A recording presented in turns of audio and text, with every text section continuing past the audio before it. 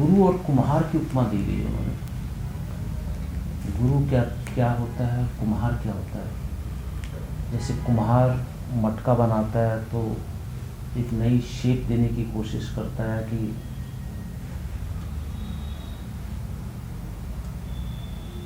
इस मटके को मैं किस तरीके से इसका विकास करूँगा। घड़ा बनाऊं तो घड़े की शेप देने की कोशिश करता है, और सुराही बनाऊं तो सुराही बनाने की कोशिश करता है, या छोटा सा जो भी उसको, एक कुम्हार का काम होता है कि कुम्हार उसको अपने तरीके से उसको मिट्टी को मटके में परिवर्तित करने की कोशिश करता है। पर महाराज जी ने ये बताया कि इसी प्रकार से गुरु भी शिष्य मटका होता है, उसको शेप देने की कोशिश करता है। अब मैक्सिमम जितने भी संत हैं, योगी हैं, वो इतना ही बताते हैं कि गुरु भी शिष्य को शेप देने की कोशिश करता है। कुम्हार जैसे माटी से मटका बनाने के लिए शेप देता है, और हल्की सी थापी अपने हाथ में रख देता है अंदर से, कि वो बाहर से मारता रहता है और अंदर से, बाहर से चोट करता है और अंदर से सहलाता रहता है कि उसकी नई शेप बन जाए। तो गुरु भी शिष्य को मटका, शिष्य मटका है, शिष्य को उसी प्रकार से तैयार करता है। और कैसे तैयार करता है मैं यहाँ बताऊँगा तुम्हें। वहाँ तो तुम्हारे सामने दिख रहा है कि मिट्टी है, कुम्हार है, और वो आकृति देने की कोशिश हो रही है, अपने उससे घुमाकर और एक आकृति देने की कोशिश हो रही है। फिर उसको आग में तपाकर उसको एक मटके का प्रारूप तैयार कर करके इसमें जल ठहर जाए के सामने खड़ा कर देता है, मटके के रूप में, सुराही के रूप में, या किसी रूप में। ऐसे गुरु भी थाप दे देकर शिष्य को समाज के सामने खड़ा करता है। तो गुरु कैसे खड़ा करता है, ये चीज़ देखनी चाहिए, क्योंकि ये कहावत तो हम सारे सुनते आ रहे हैं, पर वो कैसे पकड़ता है गुरु, उस माटी को कैसे रोंदता है। माटी को मतलब शिष्य को कैसे रोंदता है। कुम्हार भी रोंदता है, मिट्टी पर कुदाल मारता है, सारा मुलायम करता है, फिर उसको चक्के में चलाकर फिर आकृति देता है। कोई बताओ, मैं बताऊंगा तुम्हें। गुरु नाभि को पकड़ लेता है। नाभि दोनों जगत की गमनी है। भौतिक देह में भी तुम्हारे रंग देखती है, अंतर्गत अवस्था के लिए रंग देखती है। पहली चीज, गुरु नाभि को पकड़ लेता है सूक्ष्म रूप से। नाभि को कैसे पकड़ता है? दीक्षा के माध्यम से। दीक्षा के माध्यम से नाभि को पकड़ लेता है। जैसे गुरु दीक्षापात शक्तिपात करता है तो नाभि उसका घेरा बन जाती है, गुरु का घेरा बन जाती है। फिर जैसी नाभि पर गुरु का अधिकार होता है, लगातार मंत्र जाप किया करो भाई, सब लोग सुन लेना मेरी बात को। नाभि पर मंत्र जाप की चोट पड़ती है तो जैसे ममत्व निकलता है, ऐसी जाति क्रिया ममत्व निकलती है, जैसे इनका गया था। तो गुरु जब नाभि में चोट मारता है, प्रभा दे देता है, नाभि को पकड़ लेता है। अब नाभि को पकड़कर वो कुम्हार तो मटका भी बना देता है, कुम्हार सुराही भी बना देता है, कुम्हार विभिन्न प्रकार के घड़े का वो कर देता है जिससे कि जल ठहर पाए अग्नि में। गुरु नाभि में पकड़कर उसके कर्म दोषों को हटा देता है, पहले पुराने ताप से कर्म दोष कौन से?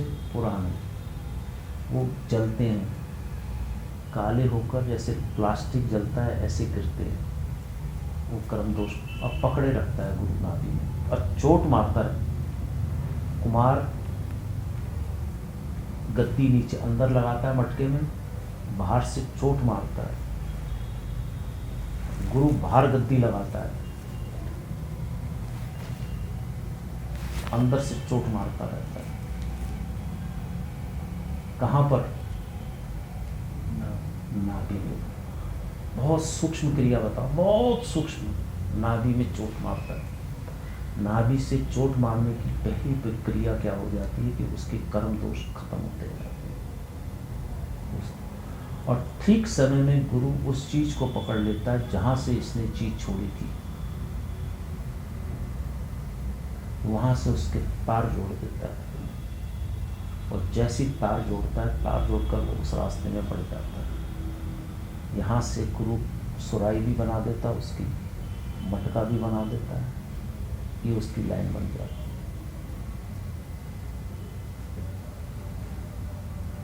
यहाँ से क्रिया होती है जहाँ उसने वो चीज छोड़ी हुई थी।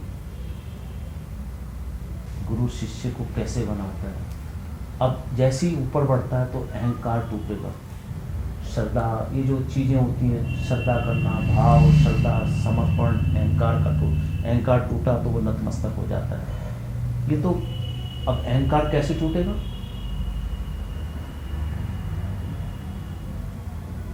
अहंकार कैसे टूटेगा? जो नाभि में एक बच्चा है, हर एक का अहंकार बच्चे के आगे टूट जाता है। नाभि में रहता है ना बच्चा। जब तुम नाभि में रहोगे तो तुम्हारा अहंकार अपने आप टूटेगा। एक छोटा सा बच्चा है, वो नाभि में अपने टांगे बार बार इधर उधर हिलाता रहता है। छोटा सा 1 महीने का, 2 महीने का, वो नाभि में रहता है। माँ का दूध देता है तो उसके साथ हर चाची आ रही है, मेरा लल्ला, मेरा ये, मेरा कन्हैया, मेरा ये, और उसके साथ हर जगह मूवमेंट हो रहा है। उसके साथ ना उसकी खुशबू से प्यार होता है। एक अजीब प्रकार की इसकी महक निकलती है बच्चे की, मनहोश हो जाता है हर व्यक्ति। तो अहंकार टूटता है ना पुरुष का, बालक के आगे अहंकार। इसी प्रकार से जब नाभि में दबाव आता है तो पुरुष का अहंकार अपने आप टूटता है, और श्रद्धा भी अपने आप बढ़ती है, समर्पण भी अपने आप बढ़ता है। फिर उसके बाद वो ज्ञान चेतना का अगला समागम होता है, जब ऊपर तो यहाँ से संस्कार शुरू होता है नाभि से। तब उसको संस्कार कह दो, 16 संस्कार कह दो, नवजीवन। गुरु वहां से यहाँ तक, नाभि तक तो माँ का, पिता का हक रहता है कि मेरा बेटा।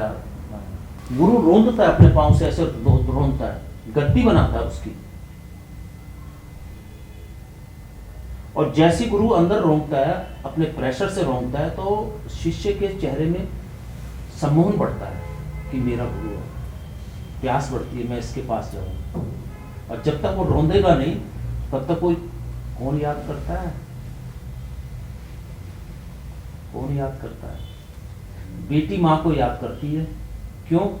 क्योंकि जब मेरी माँ है, मतलब एक माँ ने उसको, मैं देखो ये ज्ञान है यार, नहीं तो कोई नहीं आए, कौन आएगा? जब वो थाप, अंदर थाप पड़ती है नाभि में, एक सांस आती है, नभी चलो, माइंड गुरु जी के पास चलो, बुद्धि एकदम वो हो जाती है। वो थाप ही तो शिष्य को एक घट को बनाने की क्रिया होती है। फिर गुरु जहाँ से वो खत्म हुआ होता है उसको आयाम देता है। वैसे आयाम देता है, उसमें फिर जोड़ता है, कई महीने जोड़ता रहता है, तो जीवन सरल बन जाता है। और हम लोग इस चीज़ के लिए आते हैं कि मेरा ये ठीक हो जाए, मेरा ये हो जाए। ये चीज़ सेकेंडरी चीज़ें हैं। प्राथमिक चीज़ें साधना मार्ग है मेरे ख्याल से। तो शिष्य गुरु का इस प्रकार से नाभि के माध्यम से आध्यात्मिक चेतना का विकास करता है। उसी प्रकार से जैसे कुम्हार थाप देता है, बाहर से थाप देता है, अंदर गद्दी लगाता है, गुरु भी लगातार धकेलता भी रहता है, हिलाता भी रहता है, चल थोड़ा सा चल। भाग नहीं सकता शिष्य, शिष्य नहीं भाग सकता। इसी प्रकार से कुम्हार का मटका भी नहीं भाग सकता। फूट जाएगा, मिट्टी में मिल जाएगा, वापिस मिट्टी कुम्हार के पास आएगी, मुझे फिर आकार दे दे, मुझे बना दे। इसलिए उपमा उस चीज़ की दी जाती है।